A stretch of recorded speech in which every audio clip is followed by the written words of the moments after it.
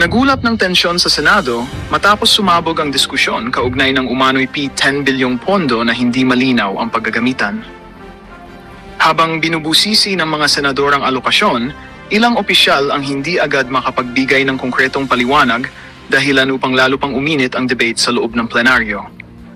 Maging ang mga dokumentong iniharap ay umano'y may mga hindi tugmang detalye na nagdulot ng mas maraming tanong kaysa sagot.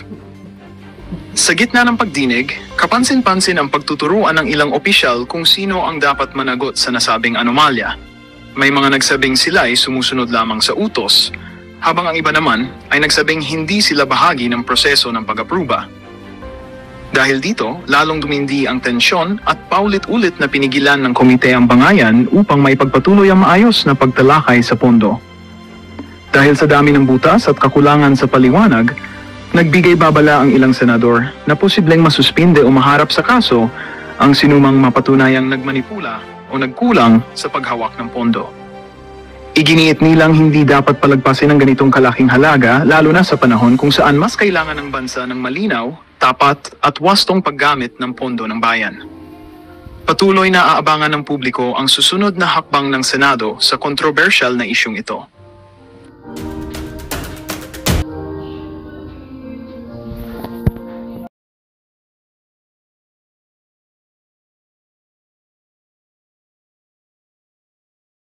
If I can do it in 1 week, magre-resign ka?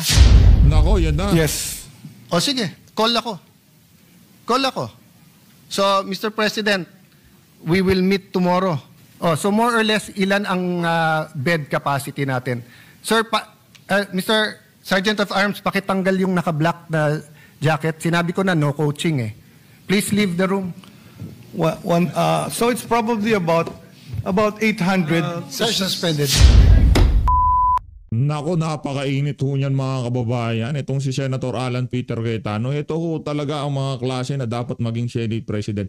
I-share nyo ho itong video na to kung sang-ayon kayo na dapat si Senator Alan Peter Cayetano ang Senate President natin ngayong mga panahon na to. Dito sa video na to, nagkainitan ho itong si Herbosa at itong si Senator Alan Peter Cayetano dyan sa plenary debate para sa budget ng DOH at 2026. Pero bago yan, isang like at isang subscribe. Masaya na ho tayo dyan sa mga gusto sumali sa ating community. Yung join button, nandyan lang ho sa baba. Carlo Ople, meron ho siyang ika nga na obserbahang kabalbalan na namang ginagawa nitong mga congressman dyan sa House of Representatives. Rumekta ho tayo dito kay Carlo Ople. Ito. Mega love shoutout, sir. Mega love shoutout. Palakpakan ho natin itong si sir. Yan. Teka lang. Yung mga nagpakulay, napakarami na naman hong nagpakulay sa mga nakalipas na araw. No? Hindi pa ho tayo nakapag mega love shoutout. Sa mga nagpakulay ho sa ating sa mga nakalipas na araw, maraming salamat ho sa pagsuporta sa PH Update. May mega love shoutout po kayo isang araw. Naku po, natambakan na ho tayo. Sa susunod na araw na ho yun. Ito, dito muna tayo kay Carlo Ople. Game! Hindi ko talaga maintindihan ha. Sana naintindihan nyo at kung naintindihan nyo, explain nyo sa akin. Tinaas, apparently gustong itaas ng House of Representatives yung budget nila for next year, 2026, by 10 billion pesos. What? Parang after all of the corruption scandal, after lahat na nangyari, lahat ng nagkakagulo ngayon and lahat ng underfunded program, ang programs katulad ng mga classrooms, flood control, ang gusto nilang gawin, taasan yung budget nila ng 10 billion pesos? Di ba? Ganyan ho kawalang yaya mga congressman na yan. Kaya ito ang ating napakasalimuot na kinalalagyan ngayon sa ating bansa. Hanggat ho hindi natin nabago itong bulok na sistema na to, paulit-ulit to lang kung gagawing gatasan ng mga mayayamang pamilya na kayang pumasok sa politika, itong bansa na to.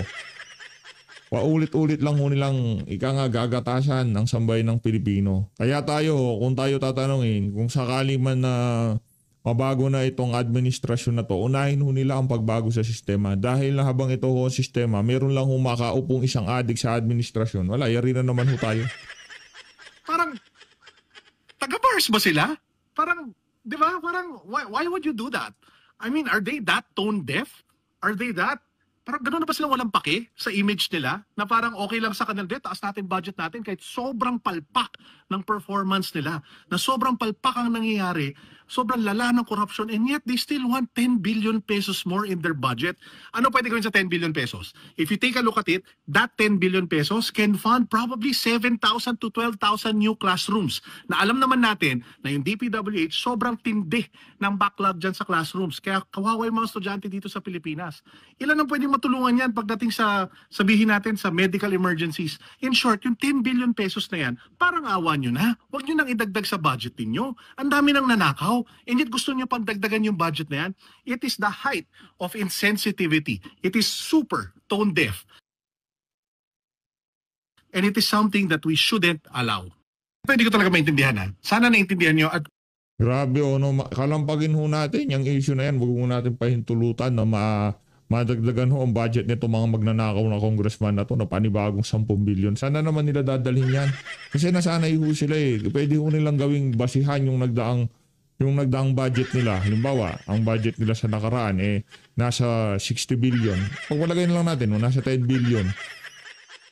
Doon sa 10 billion na yun, nagdaan ng eleksyon, napakaraming kabalbalan ni Martin Romualdez, marami ho silang mga trips. Marami yun, malaki. Kumbaga yung huling budget nila, halimbawa nasa 10 billion, napakalaki na ho nun. Ika nga, overkill na yung budget na yun. Ngayon, dahil yun ang gagamitin nilang basyan na kung saan nuknukan sa napakaraming korupsyon ang ginawa doon sa budget na yun. Ang gagawin ho nila doon sa 10 billion, hindi naman ho nila talaga kailangan yung buong pondo na yun. Dito sa budget na to, sa 2026, yun ho ang gagamitin nilang basyan. Itong 2025 budget na to, 10 billion lang. Kaya kailangan natin dagdagan kasi marami tayong gagawin nakawan. Marami tayong gagawin pagnanakaw. Diba? Yun lang naman ho yung mga kababayan. Nanakawin lang ho nila yan. Paano? Doon ho sa kanilang liquidation by certification. Kung sa kanilang mga MOOE. Diba? Yung kanilang MOOE, yung kanilang maintenance and other operating expenses, ano ho yan? Unliquidated ho yan. Ano yan? Kumbaga, hindi naman unliquidated. Ang pag-liquidate ho nila dyan, certification lang ho. Pirma lang ho ni congressman. Kahit na hindi, kunyari, yung staff niya, bumili ng 10 iPhone 17 Pro Max 2 gig fully paid. No. Pwede mo nilang pasok yun sa budget ng isang congressman.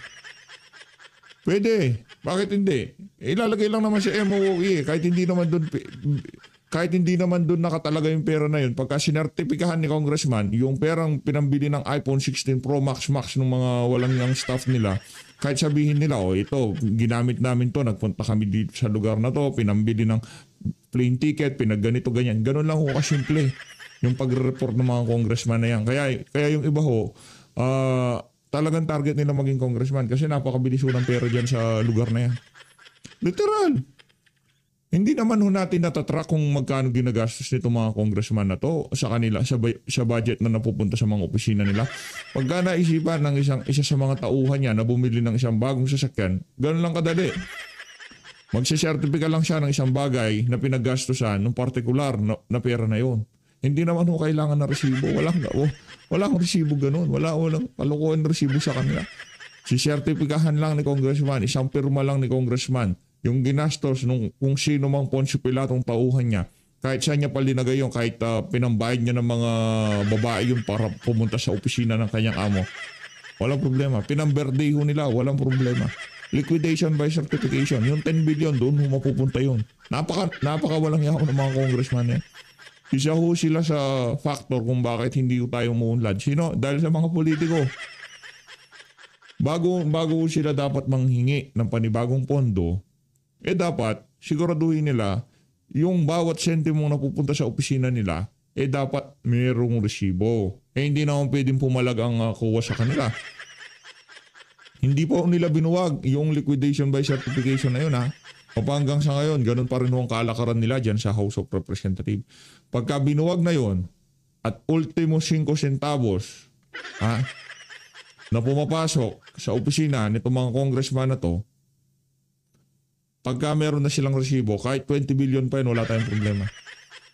Halimbawa, itong 10 billion, itong 100 million na to, napunta sa opisina ko, yung 5 billion, pambili nyo lahat ng pagkain yan, pamigay nyo sa mga nabagyo. Hindi na kaya ng national government. Tayo dito sa House of Representatives, sa personal nating kapasidad, tumulong tayo. Ngayon, nakaresibo yung 10 milyon, pinambili ng pagkain para dun sa mga nabaha. Walang problema. Hindi nanakaw napunta sa tao. Walang problema. Pero pagka yung 10 milyon, pinambili ng bagong kotse ni Congressman, bagong iPhone 17 Pro Max 2 gig fully paid nito kaya mga staff, wala na tayong magagawa doon. Sasabihin lang ni Congressman, nagdaan ng bagyong ganito, itong 10 bilyon na to, ginamit namin para sa ganito. Certificate, PAC, COA, finish. Wala maraming cheche-breche. Takot na lang ng COA pagka kinwestiyon nila yung ano na yan, yung budget ng isang congressman kung saan niya dinala. Yung ultimo kada, pati 5 talagang ino-audit na. Hindi pwede siya congressman. Yari ka sa kanila. Kung naintindihan nyo, explain nyo sa akin. Tapos na pala. Hindi ko rin maintindihan, sir. Matagal na ho kami nananawagan dito ng transparency dyan sa House of Representatives. Mga bullshit na magnanakaw na yan. Hindi na sila nagsawa sa kakanakaw. Hindi naman mapupunta sa taong bayan yung mga pondo nila na mapupunta sa mga kabit nila, sa mga staff nila, pambili ng mga bagong gadget, pambili ng mga bagong sasakyan, pambili ng mga lupain. Kaya pagka naging congressman ka, talagang yayaman yung mga yan. Liquidation by certification ang gawain nila dyan. Para dito kay Elisan Fernando, isa rin mo sa mga advocacy niya yan na maging transparent ang paggamit ng pondo ng mga congressman na to. Tapos dapat talagang resibo talaga kailangan dito. Pagka sumakay ka ng eroplano, yung ticket ilagay mo diyan. Nag-book kayo ng hotel dito, yung resibo sa hotel kunin niyo, i-attach yung lahat dun sa report ng opisina ng bawat congressman kung saan napunta yung mga pinagkagastusan ng ng mga opisina na yan, di ba? Kawawa mga Pilipino dito sa mga siraulo na to. Dito na tayo kay Senator Alan Peter Cayetano. Sir, do you think I'm stupid? Naku, yari ka dyan, Brad. Paulit-ulit tayo kanina na sinabi na natin na ward di ba? Sinabi na natin government hospital, nililinaw ko na Sinabi ko na, kung 960 may complication, yes or no, para matapos tayo. Excuse me, sir, I'm asking the secretary. Excuse me, Sir Secretary, you mean you don't know that? That's basic info. No coaching. I am testing the secretary precisely because I want to know if he's diligent on this or not. You don't have to give me the exact. You can give me a ballpark. Going to the topic of the zero billing. Last budget hearing, tinanong ko yon because the chairman of PhilHealth is actually the Secretary of Health. And he reminded me that that only refers to indigents. Diba? So I'll go to details later all. Under the law, last year budget hearing, and it's under the law, no? The zero billing doesn't mean all PhilHealth. So just to be clear, Mr. President, the zero balance is now a new creation. So even in the beginning, I was also of the impression that what are you talking about? The no balance billing was really for indigents only. But now the zero balance is for all. That's what I'm asking you to clarify. Okay. Last year, nung binanggit ko na drawing lang naman yung zero balance, zero billing, which I also brought up sa hearing when Senator Bongo was held, and I also brought it up when I was the chairman of the Committee on Public Enterprise, no? But sinabi nga ni Sec, para lang yan sa indigents. And I have different issues there. But during the SONA, ang sinabi naman ng Pangulo, para sa lahat na. But only in public hospitals. Hindi pa kaagad nasabi yun ng SONA, Mr. President. Yeah, kasi so that's my question. Can you clarify? No. Hindi sinabing for what hospitals. Kaya nga, lahat ng... Well, maraming hindi naka-pick up because I'm just saying na napakaraming mayors na lumapit sa atin at nagtanong na, saan? Hindi namin alam yan. For the record, so that people who are watching and tayo mismo and the mayors, governors, health practitioners knows, ano yung as of today, ano yung rule? Ano yung kompletong rule as of today? Para lang malinaw. So now, today, the rule is, and this was all clarified, I have to say this is my own personal appreciation of how things were clarified over time. No, but can the secretary clarify it? The only point I'm making, nandun pa rin ako dun sa, hindi yun clear sa akin sa SONA. No, pero para clear. Ang ngayon, I'll tell you now what the Secretary says. I'm saying also that ngayon, clear na siya sa akin. Pero Teka lang ho meron ho akong nakitang video nitong si Banat Bay. Panoorin lang ho natin to para sa awareness. No? Pakinggan ho natin to. Hindi ko alam ang ano nito. Nag-share nito si Pambansang Dalaga. Share lang din ho natin. Eto, panoorin natin. Naku, ano ho ngayon to? Mainit ho ngayon ng mga vlogger na nagsasalita sa administrasyon. Hindi ho particular na DDS o kung ano pa man. Yung mga nagsasalita laban sa administrasyon itong si Marcos Jr. Talagang medyo mainit to. Yung isang barangay captain, no? Diyan sa may, nakalimutan natin lugar. Basta dyan sa bandang Davao. Ginurgur ho siya sa kaligitnaan ng kanyang live. Napanood ho natin yung reaction nitong si Boss Jojo de Guzman doon sa ano na yun, doon sa live noong kapitan na yun. Nakakalungkot ho. Na isa yun sa mga kilalang bumabati ko sa administrasyon o nagsasalita laban sa mga nangyayari ngayon sa ating bansa. Ngayon ho, ito naman ho ang ating nabalitaan. Pakinggan ho natin ito si Banat Bay. Merong breaking news lang Kasi nabasa ko yung mga pinost ni Jay Guevara. Tinanong ko nga sa kanya na meron daw nagbabanta sa Banateros. At sabi pa nga doon, uunahin daw ako. Sabi ko, bahala siya kung yan ang gusto niya. Dahil lang sa pakikipaglaban natin para sa bayan, meron siyang plano sa atin, bahala siya. Tayo po ay laging handa para sa... Kung di tayo nagkakamali, itong anong pangalan nito? Itong si Sir Jack. Nakita natin yung mga post niya, meron din natang pangbabanta sa buhay niya.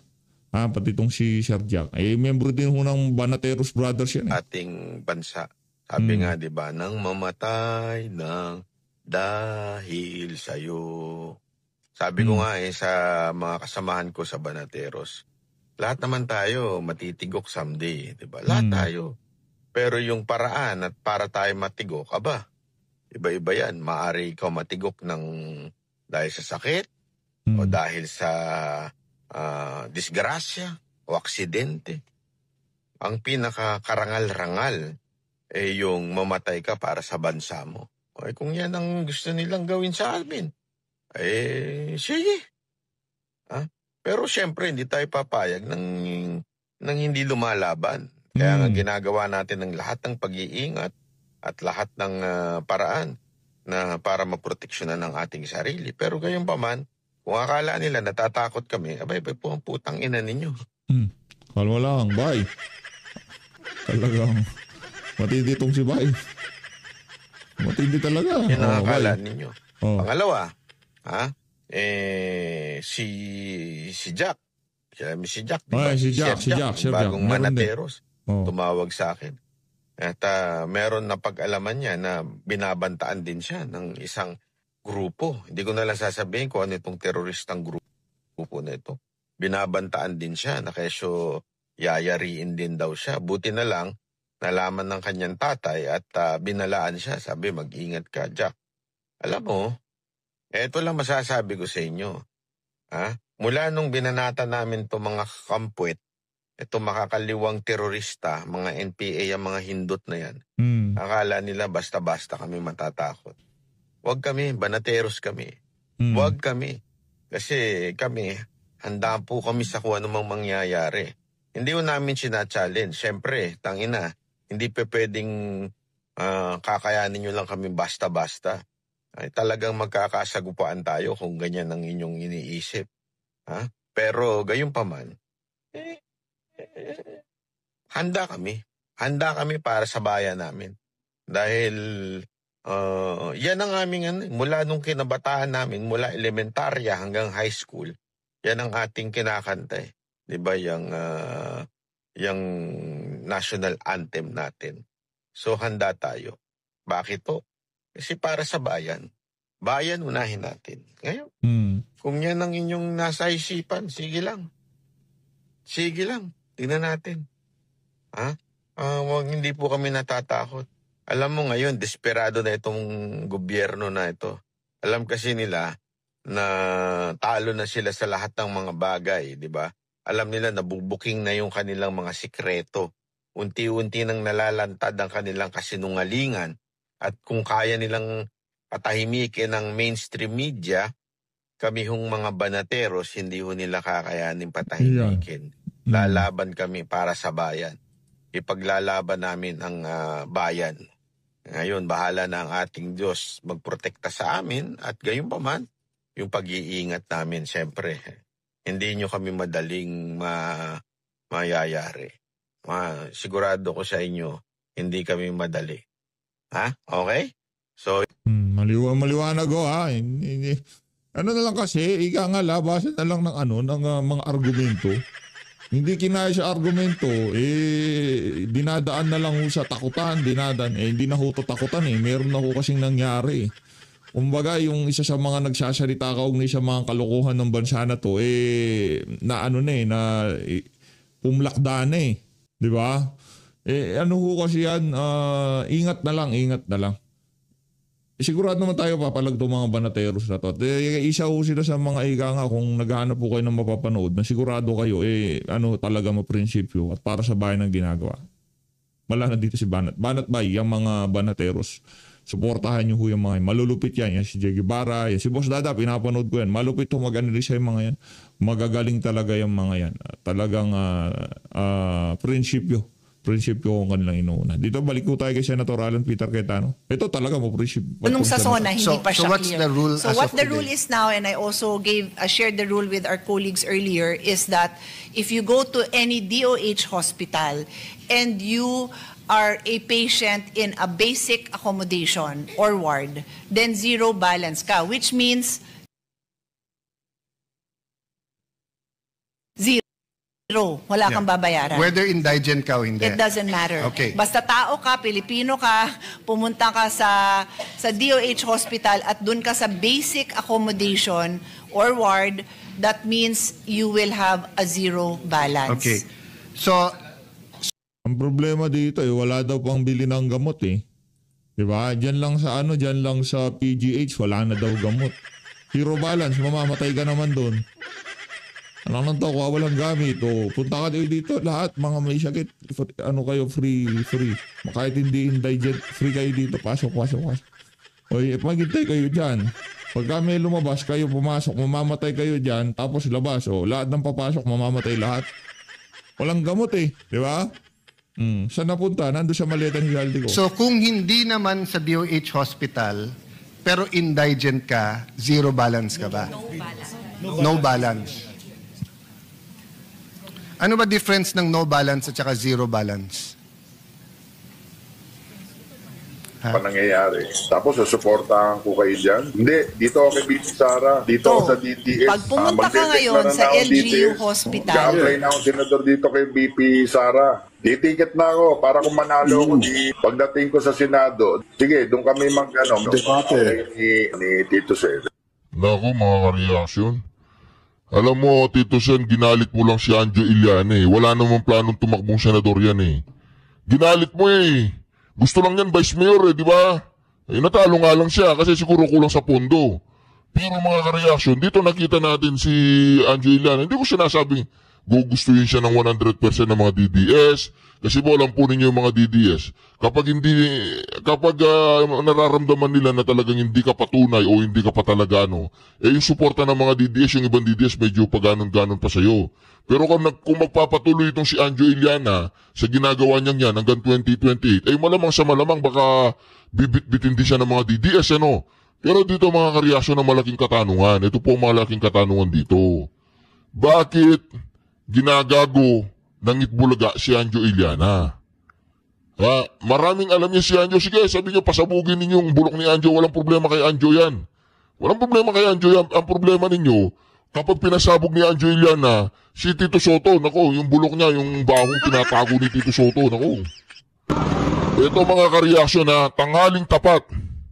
Walang ulan. Tuyo yung mga bubong, pero binahapo mga kareaksyon na yan. Plus flood. Mga reaction plus flood dyan. Saldi ko. Martin Romales, manood kayo dito. Mga panood po ninyo. Yan po mga reaction, biglaan po yan. Walang ulan pero binaha Mga reaction, mudslide nga mudslide Ayun o mga kareaksyon o. Grabe po mga kareaksyon. Inanod na po yung mga sasakyan o. Grabe, mudslide eh. Parang putik eh o. Hindi kaya galing to sa mga minahan, sa mga minahan na ano, na mga kolorum di ano.